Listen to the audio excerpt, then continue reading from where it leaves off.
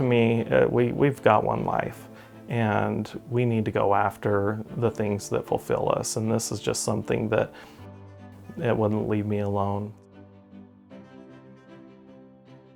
My passion for food, my mom would say, started at the age of 2, where she found me in the refrigerator with a big hunk of ham in my mouth. I always loved cooking with Mom, and I remember going to restaurants to meet chefs and tour their kitchens with my grandma, which was awesome. And we'd share experiences of, good cooking and good foods together. And I remember this chocolate mousse specifically that was just amazing, and it always stuck in the back of my mind. But my grandma, she would always talk about how she was gonna send me to France when I got older to learn how to cook, which I just really treasure those moments. My parents also owned a spudnut shop, a donut shop. I would go in and fry donuts with my dad. I loved those fresh donuts coming off. It was so good. I also worked in the snack shack as I was younger. I loved just making burgers for the baseball teams and families. That was a lot of fun for me.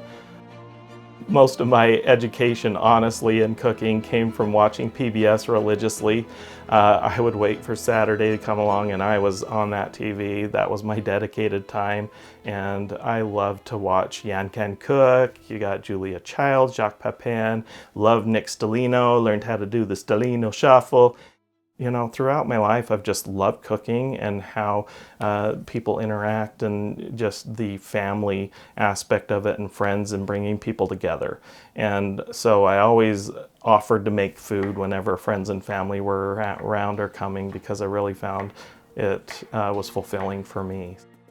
Right out of high school, I got a job at a nutritional company, and I actually worked in the nutritional industry for 30 years, stuck with it, and had a great career. Started off in the production area. I worked my way up. I did not have a college degree. I worked my way up to an executive role at the company, had a great position. I had the opportunity to travel all over the world, and got to try some amazing foods. It was a great job. I learned so much from everybody that I worked with. Just the greatest mentors. I couldn't ask for a better career, and kind of led me to where I'm at today.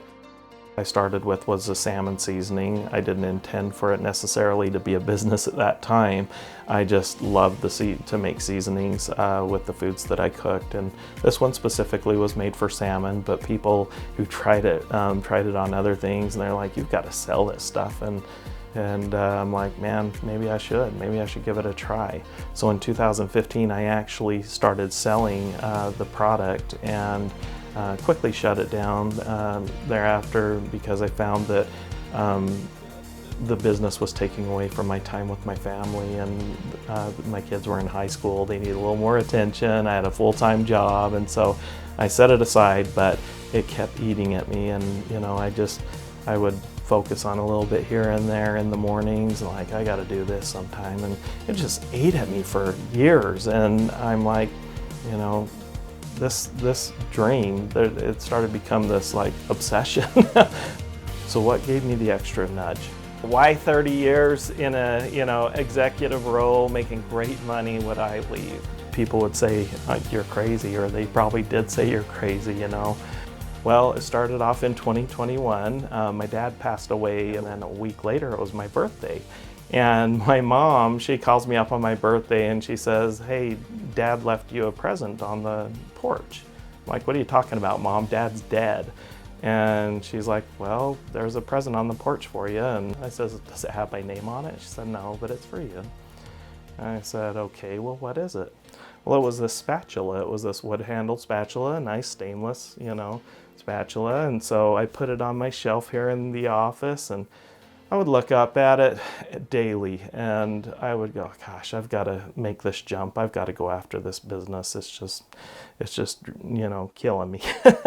But I didn't make the jump at that point. Well, at Christmas time, my sister Amanda, she stole my chef's coat here, and she embroidered my logo on it and put Chef Lee.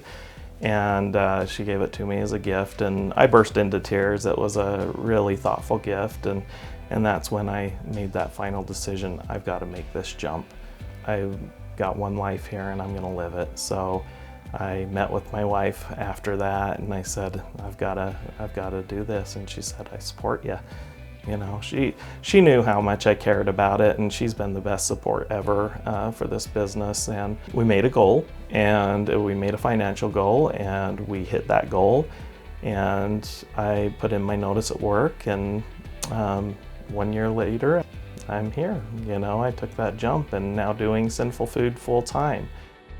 That's kind of the story, the meaningful story about this, but there's lots of little thoughtful things that friends and family have done to give me the courage along the way.